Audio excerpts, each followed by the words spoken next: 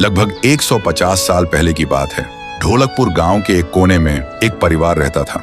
उस परिवार में था पीहू, उसका बड़े भाई साहुर और उनके मम्मी पापा। एक सुबह पीहू और साहुर घर के बाहर खेल रहे थे और अंदर उनकी मम्मी किचन में खाना बना रही थी। वो थोड़ी जल्दी में थी और तभी अचानक उनके कपड़ों में आग लग जाती है। वो चीख चीख के चिल्लाने लगती हैं। पीहू और साहुर मम्मी की चीख सुनकर भागकर अंदर आते हैं और जैसे ही मम्मी को जलते हुए देखते हैं वो चिल्लाते हैं, पापा जल्दी आओ पापा।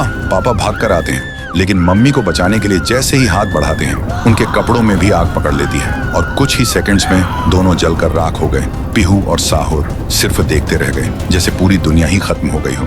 अब पीहू घर में अकेली रहने लगी और साहुर हर दिन खेतों में काम करता, सिर्फ इसलिए ताकि उसकी बहन भूख से ना रहे।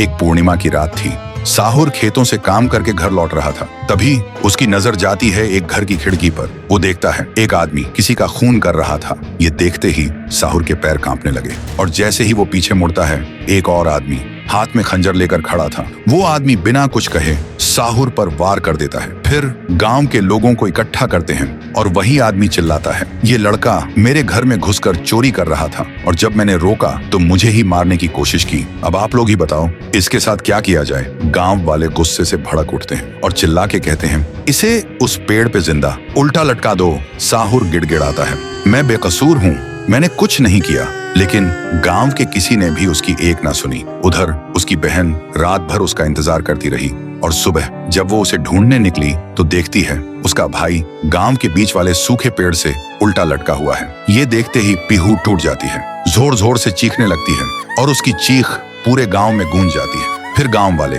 पीहू को भी चोर का बहन कहकर गांव से निकाल देते हैं और तब से साहुर की आत्मा उस पेड़ के अंदर समा गई थी और पीहू गांव के बाहर एक झोपड़ी में रहने लगी थी। रोज एक पेड़ के नीचे बैठकर भीख मांगती थी, लेकिन कोई भी उसे कुछ भी खाने को नहीं देता था। वो बस भूखी पेट पेड़ के नीचे लेटी रहती थी। साहुर भी अपनी बहन का दर्द महसूस कर पाता था, लेकिन वो कुछ नहीं कर सकता था। फिर एक दिन पीहू रास्ते में खाना मांग रही थी और तभी एक नशे में चली गाड़ी ने उसे कुचल दिया था। तब से पीहू एक भूखी आत्मा बन गई जो हर गांव में भटकती थी, सिर्फ एक ही बात कहकर, मुझे भूख लगी है। ये सब याद करते ही तुंग तुंग तुंग साहुर की आंखों से आंसू टपकने लगते हैं और तभी उसे एक आवाज सुनाई देती है और बिना कुछ सोचे तुंग तुंग तुंग साहुर उस सूखे पेड़ के अंदर से निकलता है और अंधेरे में सीधा उस आवाज की तरफ चल पड़ता है। तो दोस्तों, अगर आप चाहते हो कि अगले पार्ट में पीहू, गुड़िया और तुंग तुंग तुंग साहुर की पावर दिखाई जाए तो इस वीडियो को 2 लाख लाइक्स तक पहुंचाओ,